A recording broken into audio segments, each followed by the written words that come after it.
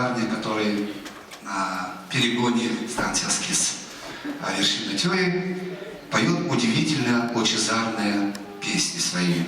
Очередную из них назвал, вернее, она называется так «Рассказы старого Хайджи». Поет Валерий Быков. По-другому.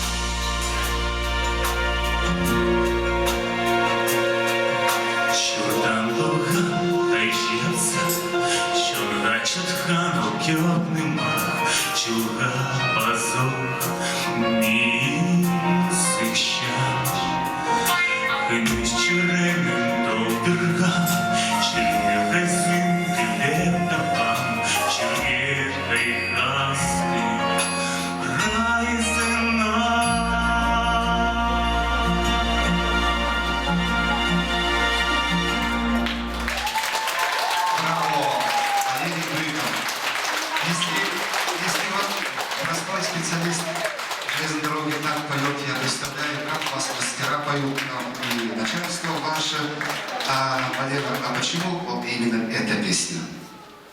Ну, эту песню, как вы знаете, исполняет Руслан Ивакин на русском языке. Она мне очень понравилась. Ну и вот решили перевести на хакасский язык, и вот получилась вот такая история. Нестандартная, весьма интересная песни. Молодец.